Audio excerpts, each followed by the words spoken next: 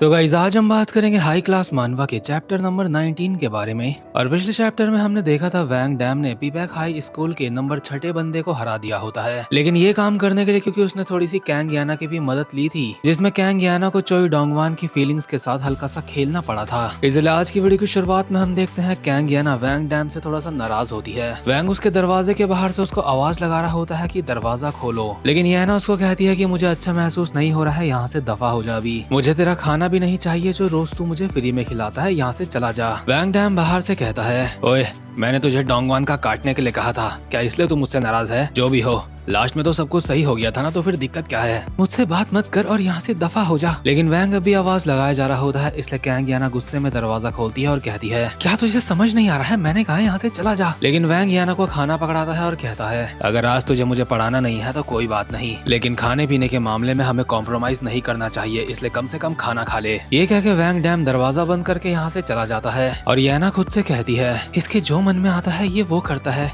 लेकिन शायद ये इतना भी बुरा नहीं है। इसके बाद सीन शिफ्ट होता है और हम देखते हैं वैंग अपने कमरे में पड़ा होता है और उसे याद आ रहा होता है उस वक्त का जब उसकी फाइट डोंगवान के साथ हो रही थी। डोंगवान ने उस वक्त वैंग डैम को कहा था, तू बस एक लफंगा है जिसे मेरी फीलिंग्स के बारे में कुछ नहीं पता। दुनिया वालों की वजह से मुझे वो जिंदगी जीनी पड़ी जो मैं कभी जीना नहीं चाहता था। ये सारी बातें सोचते हुए वैंग अपने मन में कहता है, आखिर मैं ये फालतू की बातें क्यों सोच रहा हूँ, शायद मुझे जाके थोड़ा सा नहा लेना चाहिए। इसके बाद वैंग चला जाता है नहाने के लिए। इस बंदे की पूरी बॉडी के ऊपर अभी पानी गिर रहा होता है और ये बात तो माननी पड़ेगी कि इसकी बॉडी काफी ज्यादा खतरनाक है। नहाते नहाते वैंग को याद आ रहा होता है अपने बचपन का सीन, जहाँ पे वैंग के हाथ में चाकू होता है और उसके फादर ने उसका हाथ पकड़ रखा होता है और कहते हैं, इस फीलिंग को हमेशा याद रखना। भले ही आज हमने तुम्हें रोक लिया है तुम्हें बचाने के लिए, लेकिन आगे चल के ऐसा मौका दोबारा आएगा जब तुम्हें किसी की जान लेनी होगी, और जब वो वक्त आएगा उस वक्त डरना मत। मेरी बात ध्यान से सुनो, हम नफरत और गुस्से से कभी भी आजाद नहीं हो सकते। एक नॉर्मल जिंदगी जीना काफी ज्यादा आरामदायक होता है, लेकिन ये सिर्फ एक्टिंग करने जैसा होता है। जिस वक्त तुम असलियत से भागने लगोगे उस वक्त तुम्हारे चाकू की धार कम हो जाएगी, और एक कम धार वाला चाकू अपने दुश्मन की जान कभी नहीं ले सकता,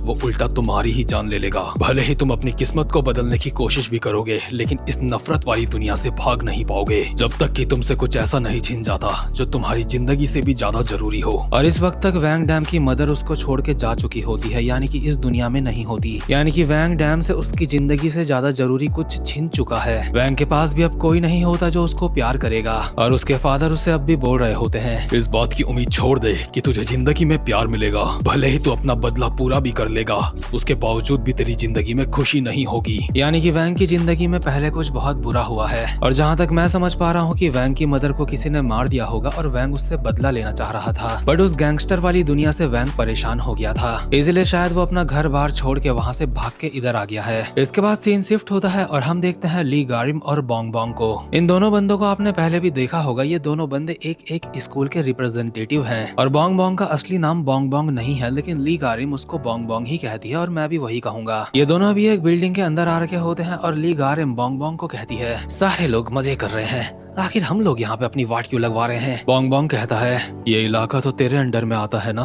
तो मुझे तेरे साथ आना क्यों पड़ रहा है? मुझे ऊपर से ऑर्डर मिले हैं कि मैं अपने काफी सारे बंदों के साथ यहाँ पे नहीं आ सकती, क्योंकि ऐसा करने पर लोगों का ध्यान मेरे ऊपर कुछ ज्यादा ही जाएगा, इसीलिए मैं यहाँ पे तुझे लेके आई हूँ अपने साथ। ये दोनों जैसे इस बिल्डिंग के अंदर आते हैं तो यहाँ पे इन्हें एक लौंडा मिलता है और कहता है, आखिर तुम लोग कौन हो? यहाँ पे सिर्फ हमारे स्कूल के लोग आ सकते हैं इस टाइम पे। लेकिन गारिम चुपचाप से इसका सर पकड़ के टेबल में पटक देती है और कहती है, फाइनली हम इस जगह पे आ चुके हैं जहाँ की हमें साफ सफाई करनी है। इतने में ही काफी सारे लौंडे यहाँ पे आ जाते हैं और ऑब्वियसली ये सारे के सारे लोग इन दोनों को मारने की सोच रहे होते हैं, क्योंकि ली गारिम ने अभी अभी इनके एक बंदे को मारा है। लेकिन ली गारिम भी यहाँ पे इनसे शादी करने के लिए नहीं, इन्हें मारने ही आई है और कहती है, ये साले बिल्कुल कॉकरोच की तरह है, अब तक तो एक भी नहीं था, अचानक से इतने सारे आ गए। हे नमूनो, मेरी बात ध्यान से सुनो, मैं यहाँ पे श्योल हाई स्कूल अलायंस की तरफ से आई हूँ। श्योल हाई स्कूल अलायंस ने तुम्हें जो ऑफर दिया था तुमने वो ठुकरा दिया, इसलिए मैं दोबारा से आई हूँ तुमसे पूछने के लिए। वैसे कहना तो मुझे तुम सबको यही चाहिए था, लेकिन मैं कहूंगी नहीं, क्योंकि तुम हरामजादों को पहले ही हमारा ऑफर एक्सेप्ट कर लेना चाहिए था, और क्योंकि तुम हरामखोरों की वजह से मेरा डिनर टाइम खराब हुआ है, इसलिए मैं तुम सबकी वाट लगाने वाली हूँ। कैसा रहेगा मैं एक एक करके तुम सबके सर फोड़ दूं। ऑब्वियसली ली गारिम एक लड़की है, इसलिए सारे के सारे लौंडे उसकी बात सुन के हंसने लगते हैं, इन्हें मजा आ रहा होता है। बट इतने में ही ली गारिम इनमें से एक बंदे के उछल के मुंह पे घुटना मार के उसको जमीन में गिरा देती है। दूसरा बंदा इससे पहले कुछ समझ पाता ली गारिम एक मुक्का मारती है सीधा उसके गले में। इतने में ही तीसरा बंदा बहुत ही स्पीड में ली गारिम को मारने के लिए आ जाता है, बट ली गारिम और ये बंदा एक साथ एक दूसरे के मुंह पे मुक्का बजा देते हैं, जिस वजह से ये दोनों के दोनों पीछे की तरफ जाके गिर रहे होते हैं और कुछ और बंदे ली गारिम के सामने से उसको मारने के लिए बस आ ही रहे होते हैं। ली गारिम पीछे गिरते गिरते पीछे दीवार का सपोर्ट लेके खुद को गिरने से बचा लेती है और सामने वाले बंदे की गर्दन में घुमा के एक लात बजा देती है। वहीं बोंग बोंग के सामने भी दो बंदे होते हैं जो बस उसको मारने ही वाले होते हैं, लेकिन बोंग बोंग इन दोनों के हमलों को डॉच करता हुआ अपना मोबाइल जेब में रख रहा होता है, बट क्योंकि अभी वो सीरियस नहीं है इसलिए उसके मुंह पे एक मुक्का पड़ता है, जिस वजह से उसका चश्मा दूर जाके गिरता है और इसी पल बोंग बोंग की पूरी तरीके से सटक चुकी होती है। इसका मोबाइल जो आधा जेब में चला गया था वो उसको बाहर निकाल के सामने वाले के सर पे दे मारता है। इस वजह से जैसे ही सामने वाले को दिन में तारे दिख रहे होते हैं, बोंग बोंग ने उसको जमीन में गिरा के उसके मुंह पे लगातार मोबाइल ही मोबाइल बजा दिया होता है, बहुत ही बेरहमी से। वहीं दूसरी तरफ ली गारिम ने भी सबकी बहुत ही अच्छी तरीके से तोड़ रखी होती है। जो बंदे अब तक ली गारिम को देख के हंस रहे थे अब वो उसको देख के भाग रहे होते हैं और इन बंदों का जो बॉस होता है जिसने इयररिंग्स पहन रखी होती है, ली गारिम ने उसकी इयररिंग उखाड़ के फेंक दी होती है और आके उसके सीधा छाती के ऊपर चढ़ के अश्लील हरकतें करने लगती है, यानी कि अजीब अजीब सी आवाजें निकाल रही होती है। यानी कि ली गारिम इन सबका मार मार के बहुत ही बुरी तरीके से कुत्ता बनाने वाली है। जो बंदे अभी ये वाली फाइट देख रहे होते हैं इतने में ही उनके पीछे से बोंग बोंग आ जाता है और कहता है, आखिर तेरा ध्यान किधर है बे? और इस बंदे के मुंह पे भी मोबाइल बजा देता है। दरअसल यहाँ पे ये तबाही इसलिए हो रही है क्योंकि इन दोनों को ये तबाही करने के लिए चॉन हक्सा ने कहा है और आपको पता होगा चॉन हक्सा श्योल हाई स्कूल अलायंस का लीडर है। इसके बाद दूसरे सीन में हम देखते हैं चॉन हक्सा को, जिसके व्हाट्सएप में अभी एक मैसेज आता है। ये मैसेज ली गारिम का ही होता है जहाँ पे उसने एक फोटो भेजी होती है जिसमें उसने इन बंदों को मार मार के इनकी हालत खराब कर रखी है। ये फोटो देखने के बावजूद भी चॉन हक्सा लिखता है कि अच्छे से अपना काम पूरा करो और मारो उन्हें, जिस वजह से ली गारिम का दिमाग खराब हो जाता है, लेकिन वो बस चुप इसलिए हो जाती है क्योंकि चॉन हक्सा काफी हैंडसम है। दरअसल पूरी बात यह है कि यहाँ पे ली गारिम लोग इन स्कूल के लॉन्डो को मारने के लिए इसलिए आ रखे होते हैं क्योंकि इन्होंने हफ्ता देने से मना कर दिया होता है और अब मार खाने के बाद ये लॉन्डे हफ्ता देने के लिए तैयार होते हैं। बट ली गारिम इनमें से एक के मुंह पे लात मार के कहती है, आखिर तो ये क्या बकवास कर रहा है बे?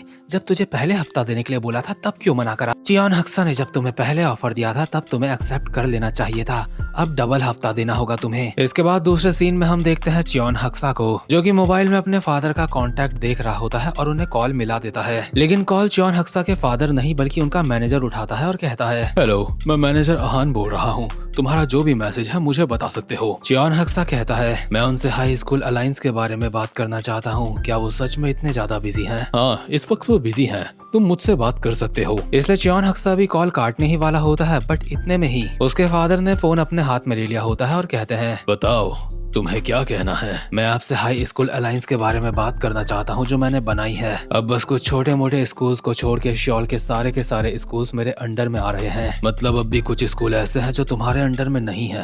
लगता है तुम्हें अब भी काफी मेहनत करने की जरूरत है। तो क्या तुमने मुझे बस यही कहने के लिए कॉल करा था? चेयरमैन नहीं, मेरा मतलब फादर, आपने मुझे एक बार भी कॉल नहीं करा। क्या आपका भरोसा जीतना इतना ज्यादा मुश्किल है? मैं सच में जवाब जानना चाहता हूँ। आखिर मुझे और क्या करना पड़ेगा कि आप मेरे ऊपर ध्यान दो? बस आज के लिए बहुत हुआ। जब तू वैसे काम करेगा तो मैं तेरे ऊपर ध्यान भी देने लगूंगा। मेरे पास उस इंसान के लिए कोई भी जवाब नहीं है जो सवाल पूछने के भी लायक नहीं है। और हाँ, ऐसी छोटी छोटी बातों के लिए मुझे कॉल मत करा कर। तो खैर कॉल कट हो चुका होता है और चॉन हक्सा का दिमाग खराब हो चुका होता है। जैसे चॉन हक्सा के सामने जो कांच का गिलास होता है वो उस पे मुक्का मार के उसको तोड़ देता है, जिस वजह से उसके हाथ से भी खून निकलने लगता है। चॉन हक्सा ध्यान से अपने हाथ से टपकते हुए खून को देख रहा होता है और किसी वैम्पायर की तरह उसे चाटने लगता है। उसके बाद अपनी टी शर्ट निकाल के एक जगह पे बैठ जाता है और इस बंदे की बॉडी भी काफी खतरनाक होती है। पहले तो ये थोड़ा सा सीरियस होता है, लेकिन अचानक से इसके चेहरे में एक क्रीपी सी स्माइल आती है और ये खुद से कहता है, मैं अब भी तुम्हारे लिए कोई मायने नहीं रखता। हाँ तो फिर ठीक है, मैं तुम्हें कुछ ऐसा करके दिखाऊंगा कि तुम मुझे इस तरीके से नहीं देखोगे। अब मैं और इंतजार नहीं कर सकता, मुझे आगे बढ़ना है।